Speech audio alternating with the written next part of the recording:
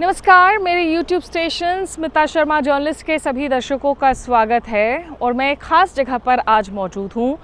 ये अटारी वाघा बॉर्डर है, यानी कि भारत और पाकिस्तान के बीच में लैंड बॉर्डर।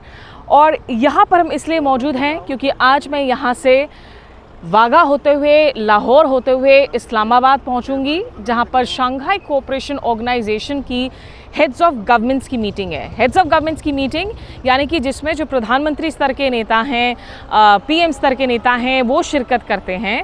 लेकिन भारत से प्रधानमंत्री नरेंद्र मोदी इसके लिए नहीं शिरकत कर रहे हैं। जो समिट मीटिंग है एससीओ के फ्रेमवर्क के तहत, उसे हम हेड्स ऑफ स्टेट्स की जो मीटिंग है वो कहते हैं, जो 2022 में उज़्बेकिस्तान में देखने को मिला था, जिसमें शी जिनपिंग जो चीन के राष्ट्रपति हैं, रूस के राष्ट्रपति व्लादिमीर पुतिन, ये लोग शामिल हुए थे। प्रधानमंत्री नरेंद्र मोदी भी इसमें जुड़े थे। पाकिस्तान के प्रधानमंत्री शहबाज शरीफ भी वहाँ पर आए हुए थे।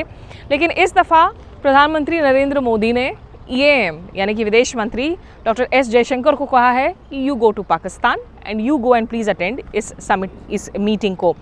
तो एक बहुत अरसे बाद ऐसा हो रहा है कि भारत के एक मंत्री पाकिस्तान जा रहे हैं, क्योंकि आपको याद हो कि भारत और पाकिस्तान के बीच में एक लंबे समय से बातचीत पूरी तरह से ठप पड़ी है। खास करके जब उरी के आतंकी हमले हुए 2016 में, और उस साल दरअसल जो सार्क दूसरी जो रीजनल ऑर्गेनाइजेशन है, जिसमें दक्षिण एशिया के, साउथ एशिया के सारे हमारे जो मुल्क हैं वो शामिल हैं, अफ़गानिस्तान, पाकिस्तान, मालदीव्स, म्यांमार, बांग्लादेश, नेपाल, श्रीलंका, उस मीटिंग को भारत ने बॉयकॉट किया और भारत को सॉलिडारिटी जताया तमाम दूसरे पार्टनर्स ने भी। तो उन लोगों ने कहा कि हम इसका बहिष्कार करते हैं क्योंकि पाकिस्तान इसकी मेज़बानी कर रहा है, लेकिन पाकिस्तान की ज़मीन से आतंकवाद का एक्सपोर्ट होता है।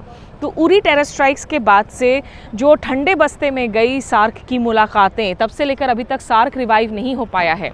लेकिन जहां सार्क में भारत पाकिस्तान के साथ बातचीत नहीं करना चाहता है, एक साथ ये कहते हुए कि आतंकवाद और बातचीत को हम एक साथ आगे नहीं बढ़ा सकते हैं, तो ये थोड़ी सी जो है आयरॉनिकल बात है कि एक दूसरे मल्टीलैटरल फोरम यानी कि एससीओ में भारत तैयार हो गया है पाकिस्तान के साथ ही शिरकत करने के लिए। भारत और पाकिस्तान एक साथ सदस्य बने थे इस संगठन के, जिसका दरअसल पूरी तरीके से जो है 2001 में इसकी नींव रखी गई थी। इट केम इनटू एग्जिस्टेंस जहाँ तक एससीओ का सवाल है, और इसकी जो मेन मकसद थी कि आप कैसे क्षेत्रीय सहयोग को बढ़ा सके, होम ग्रोन टेरर, रेडिकलिज्म, इन जैसे मुद्दों से भी जो हैं आप जुड़ सके। और इसमें खास करके जो सेंट्रल एशिया के देश हैं, उज़्बेकिस्तान, तुर्कमेनिस्तान, किर्गिस्तान, इस तरह के देश सदस्य देश हैं यहाँ पर।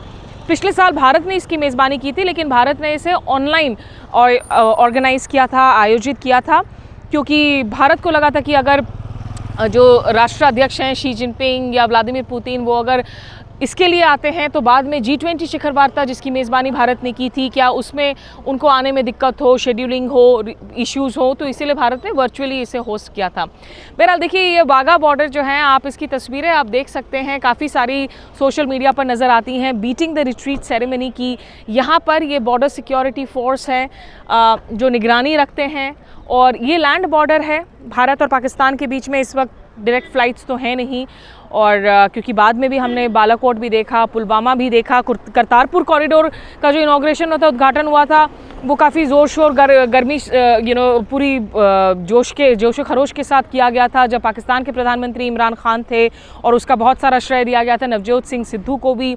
और उसकी इनॉग्रेशन के लिए खुद बीजेपी के जो वरिष्ठ नेता हैं, हरदीप पुरी हों, हरसिमरत बादल, वो लोग शामिल हुए थे, लेकिन कोई द्विपक्षीय बातचीत नहीं हुई थी।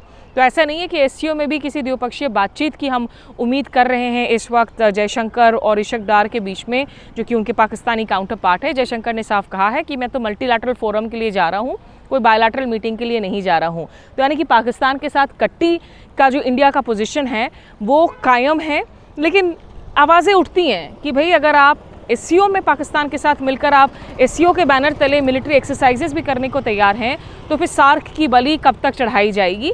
भारत ने साफ कहा है कि जब तक पाकिस्तान मेज़बानी करेगा सार्क की, वो उसको अटेंड नहीं करेंगे।